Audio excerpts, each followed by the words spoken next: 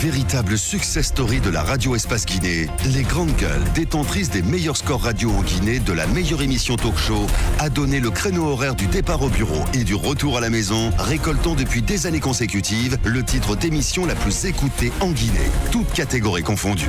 Un grand total de plus de 5 millions d'auditeurs ont été fidèles au talk show Les GG, diffusé jour après jour sur toutes les stations du réseau Adafo Média de 9h à 10h30, un exploit qui restera longtemps dans les annales de la bande FM en Guinée. Les vérités crues de Gassama Diaby ce matin sur Radio Espace et dans les Grandes Gueules. Continuez à réagir. Un peu plus tard, on va essayer de relayer quelques messages en direct. Titi, on prend carrément le fil conducteur. Le fil conducteur, bien entendu. Parce qu'on parlait de l'incapacité de notre pays à maîtriser son processus de démocratisation. Ouais. Mais je voulais ramener le ministre dans le sillage du débat sur Kindia à cause de tout ce qui s'y est passé. Je voudrais quand même qu'on évoque ce qui un des facteurs déclencheurs de ce qui est arrivé. On ne peut pas du tout détacher ce qui est arrivé d'un certain nombre de discours qui ont été tenus dans cette localité. Je fais référence notamment à ce que l'imam central a dit avant l'installation du conseil communal local. Je fais référence aussi aux propos du contiguë de la Basse-Côte. Est-ce que vous êtes indigné par rapport à ces propos? Parce qu'à l'époque, on ne vous a pas entendu là-dessus. Est-ce que vous considérez que ces propos ont contribué à exacerber les tensions qui ont fini par culminer à l'occasion de l'installation du conseil communal local et qui ont fini donc par provoquer ce qui est arrivé? Surtout en complément de la question d'Aboubacar Diallo, ce qu'il faut faire de ces notabilités, comment circonscrire leur rôle, parce qu'on sait que c'est partie intégrante de la nation et de la République, mais justement, comment faire que leur rôle ne soit pas nocif? Voilà. D'abord, Aboubacar, je voudrais vous rappeler que j'ai déjà pris position sur ces déclarations de Kindia. Comment peut-on très sérieusement ne pas être choqué par ces propos? Moi, je suis né à Kindia. J'ai grandi à Kindia. Avec ces propos, je suis moi-même étranger à Kindia. Et parmi ceux qui défendent ces propos, parce que c'est juste une question d'intérêt politique, il y a aussi des gens qui demain... J'ai dit, pour Kindia, aujourd'hui c'est la communauté X qui est visée. On finirait par la virer de Kindia, la sortir de Kindia. Demain, ce sera la communauté Y. Ainsi de suite. Le mal, c'est le mal. D'où qu'il vienne, c'est le mal. Quelle que soit la personne visée, c'est le mal. Il est proprement scandaleux. Si nous voulons une nation, sauf si nous ne voulons pas une nation, il est scandaleux qu'on traite un fils de la Grande Gueule d'étranger dans une portion de terre de notre pays. Moi, je le redis, l'appartenance politique des gens ne m'intéresse pas. Ce sont les lois de notre République qui sont intéressantes. Ou alors, on considère que cela est le cas. Dans ce cas, on l'acte dans nos textes juridiques. Et on sort de notre idéal de nation, qui est déjà totalement à terre. Alors, oui, ces propos ont contribué à exacerber la situation. Ces propos ne sont pas défendables.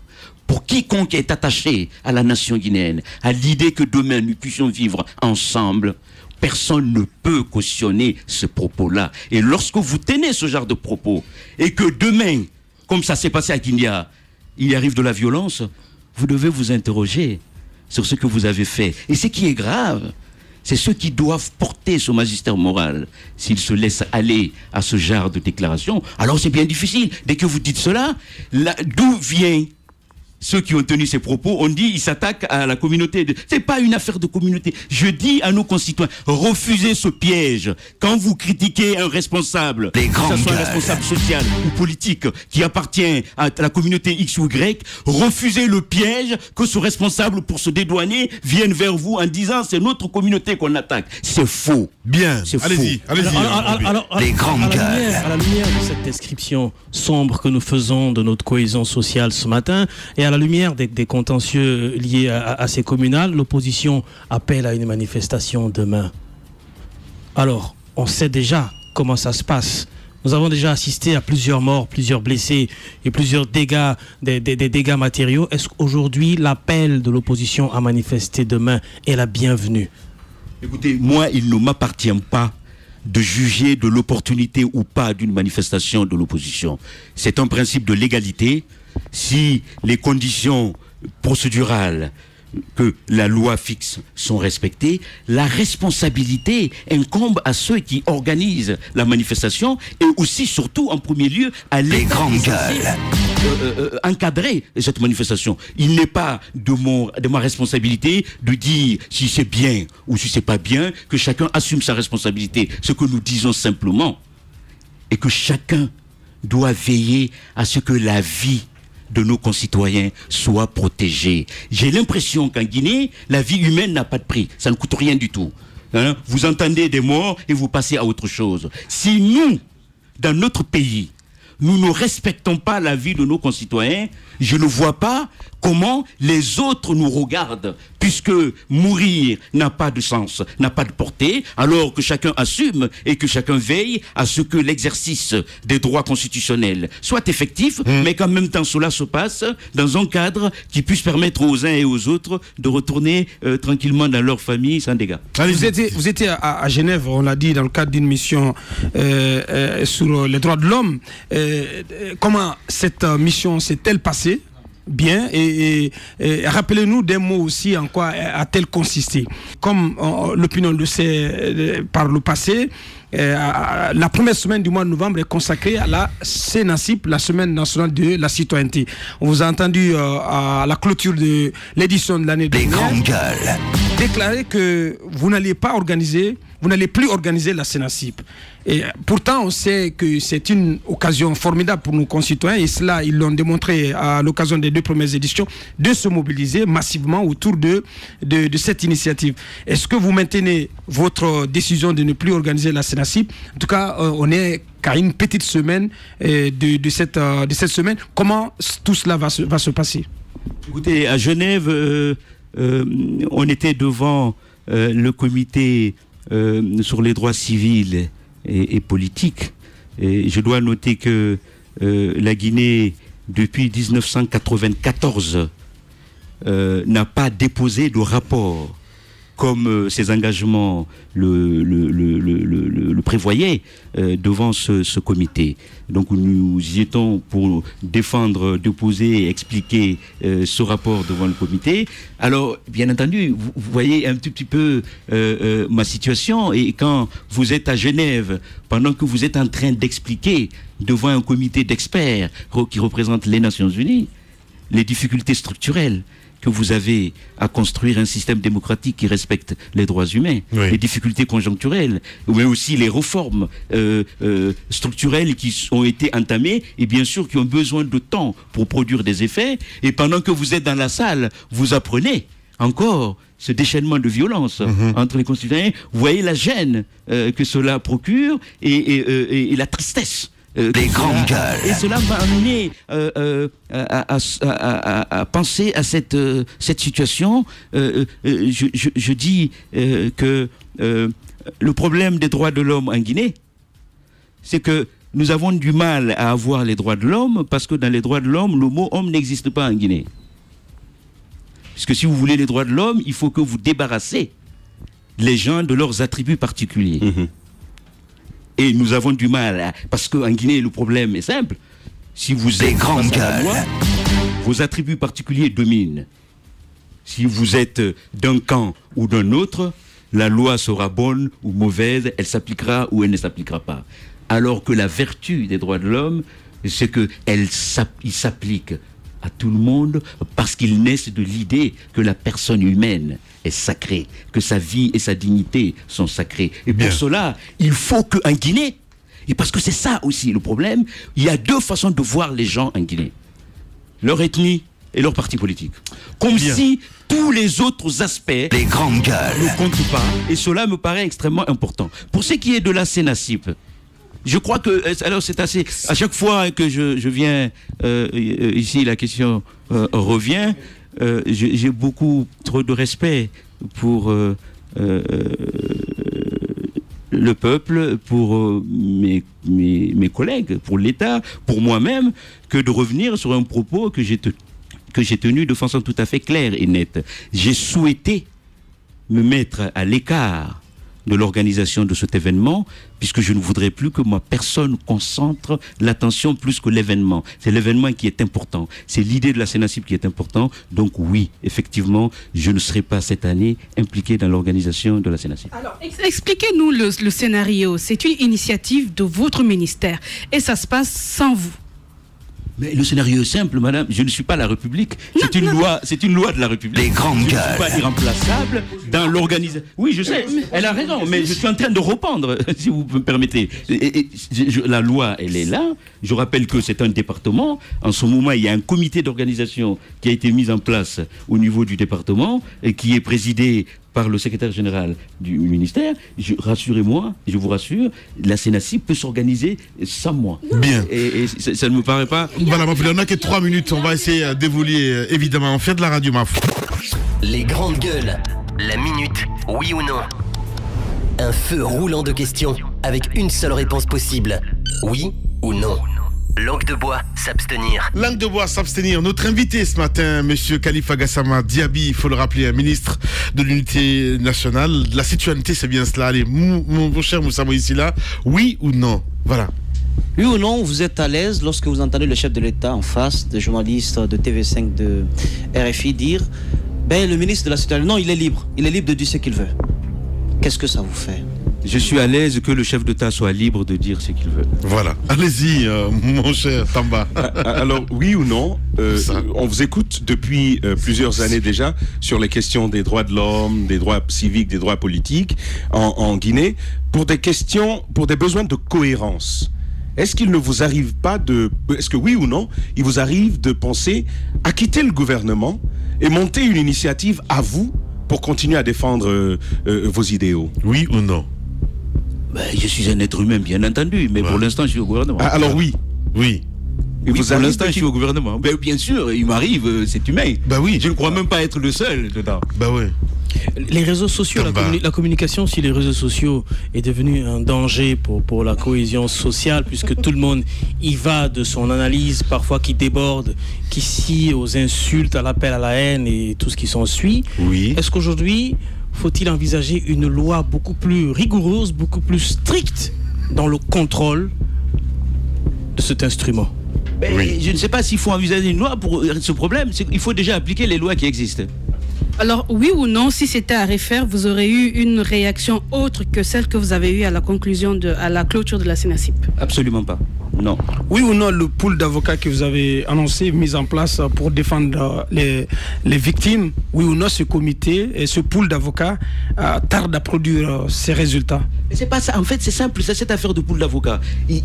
D'abord, je les salue, Maître Diallo et Maître Traoré. Tout était prêt. Les victimes sont allées les voir. Les plaintes ont été déposées et tout a été fait. Et je rappelle, après, il y a eu un accord politique qui a pris les victimes qui étaient devant les avocats et qui les a mis dans l'accord politique. Donc, les avocats étaient embêtés, les familles. Et c'est ce que je dis aussi aux familles. Ce n'est pas aux partis politiques de défendre les familles. C'est aux familles en tant que citoyens de se défendre. Alors, oui ou non, la communication du ministre, du Premier ministre, Dr Kassory Ibrahima Fofana, qui a appelé à l'ouverture des classes, alors que les négociations avec le SLEG n'est pas encore aboutie et que la crise est encore là. Est-ce que c'est une oui ou non, c'est une communication ratée? Oui ou non? J'ai pas compris la question. Mais non. Alors, le communiqué du Premier ministre à la télévision nationale, relayé sur les réseaux sociaux, appelant à l'ouverture des classes aujourd'hui, saluant l'ouverture des classes aujourd'hui lundi, alors que la crise est encore patente et que les négociations n'ont pas encore abouti. Les syndicalistes appellent à l'union dans la grève. Oui ou non, c'est une communication ratée? Je crois que c'est une communication du Premier ministre. Oui, mais est-ce que c'est raté ou pas? Oui ou non, elle est ratée. Oui ou non? C'est une communication du Premier ministre. Bon, oui ou non, vous avez...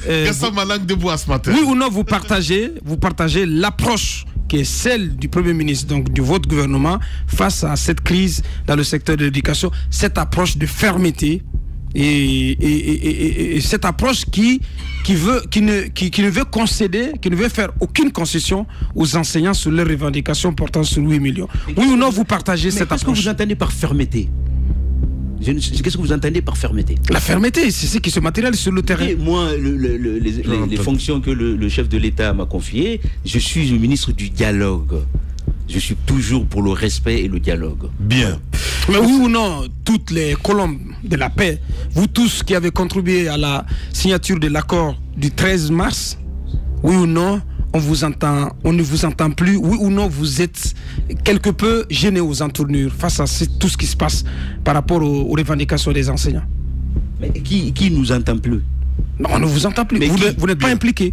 On ne vous voit pas impliqué dans la résolution de cette autre crise. Alors que par le passé, vous, monsieur le ministre Gassama, vous, je fais référence aussi au ministre Thibou et à d'autres, vous étiez suffisamment en première ligne pour faire en sorte qu'il y ait une résolution à la première grève. Et sur ce nouveau mouvement de grève, si vous dites qu'on vous entend, mais je ne vous vois pas impliqué et déterminé, engagé en première ligne à faire en sorte qu'il y ait quand même un compromis à cette situation de crise. C'est ce que je dis. Je ne peux pas dire qu'on ne m'entend plus puisque je ne suis pas impliqué. Bien. Monsieur le ministre, on arrive à la fin de cette émission. Cette caméra vous appartient. En 30 secondes, parce qu'il faut que je rende l'antenne évidemment. En 50 secondes, ce que vous avez à dire à ces auditeurs et à ces téléspectateurs qui nous écoutent à la radio et à la télévision. Monsieur le ministre, à vous l'antenne, comme on dit. Chers compatriotes, permettez-moi, avec tout le respect que je vous dois, en ce moment difficile pour notre pays, de vous dire à quel point nous pensons aujourd'hui que ce qui se passe dans notre pays est une honte pour chacun d'entre nous. Qu'on s'en prenne à une personne ou à ses biens du fait de son appartenance ethnique ou politique. Ces comportements sont odieux et irresponsables. Ils déshonorent la République et la société guinéenne. S'ils restent impunis par ailleurs, alors que personne ne se croit plus jamais à l'abri de l'arbitraire, de la violence et de la haine dans ce pays. Ce pays, malgré toutes ses potentialités économiques, humaines et culturelles, a du mal à s'élever et à progresser durablement parce qu'il vit avec des péchés inexpiés, des victimes dont les âmes et les cœurs continuent à pleurer par manque de justice et de solidarité. L'immobilisme, puisque c'est la vérité, de l'État face aux violences et aux douleurs des victimes est une invite à la répétition et une consécration de l'impunité. Depuis l'indépendance jusqu'à aujourd'hui, les victimes de notre pays n'ont que Dieu et leurs larmes comme consolation, face à un État qui laisse s'accumuler des montagnes de douleur, de tristesse et d'injustice. Et comme si cela ne suffisait pas, la politique, au lieu d'être un salut pour chacun d'entre nous, pour notre peuple, est devenue un enfer à ciel ouvert, un moteur de haine et une usine de violence aveugle et honteuse. Si l'État, principalement et fondamentalement, et les politiciens ne peuvent pas protéger notre peuple, chaque Guinéen, alors il ne reste plus pour ce peuple que de se protéger lui-même en refusant de tomber dans le piège honteux de la haine, de la violence et de la stigmatisation de l'autre qui leur sont tendus par ceux qui sont censés les protéger et qui font d'eux aujourd'hui des gibiers, des objets et des instruments de haine et de violence identitaire et politique. J'invite mes compatriotes à préserver ce qui reste de notre espérance nationale, de nos fraternités et de notre solidarité sociale. À défaut du bonheur dont ils ont légitimement droit, qu'ils sauvegardent leur vie, leurs biens, leurs liens de voisinage, leurs liens sociaux, leurs liens de citoyens. Je dis aux Guinéens qu'ils ne peuvent pas continuellement se prêter aux jeux sordides des politiques et de tous ces vendeurs d'illusions en tant qu'instrument et passerelle de haine et de violence, car ils seront les principaux perdants. Une nation, c'est l'égalité. Une nation, c'est la fraternité. Une nation, c'est la liberté. Une nation, c'est la justice pour tous. Et si l'État, et l'État sera le responsable principal du fait de sa passivité face aux violences et à l'impunité, Mais la population guinéenne sera aussi coupable du fait d'avoir accepté et d'accepter toujours d'être divisée et manipulée. À tous les pyromanes, aux fossoyeurs de nos idéaux nationaux et démocratiques, encore un effort. Vous aurez dans vos mains bientôt les cendres chaudes d'un peuple abandonné et trahi par ceux-là même qui étaient censés les protéger, l'État, les responsables politiques et religieux et sociaux. En attendant, honte à tous les pyromanes, à tous ces diviseurs de peuples qui opposent les frères et sœurs d'une même nation, semeurs de haine, accélérateurs de violence. Votre fin, qui que vous soyez, ne sera sûrement pas meilleure à celle des âmes citoyennes attristées. Cela, c'est Dieu qui le commande. Je dis aux Guinéens qu'ils soient quelle que soit leur appartenance, refusez de devenir l'agneau de sacrifice de la politique. Les politiques sont là pour vous servir et vous protéger. À défaut, servez-vous, préservez vos voisinages, parce que votre vie coûte plus cher que les intérêts politiques. Je vous remercie. Merci beaucoup, monsieur le ministre. Merci à vous, à l'international. Dans un instant, sur Radio Espace, vous avez rendez-vous avec Arnaud Béchier, avec votre émission Zik, laisse passer la matinée. Et sur Espace TV, c'est la rediffusion du grand rendez-vous d'information le 22h, avec à la présentation Moussa Moïsila. Prenez soin de vous. On se retrouve demain pour un autre numéro. Au revoir.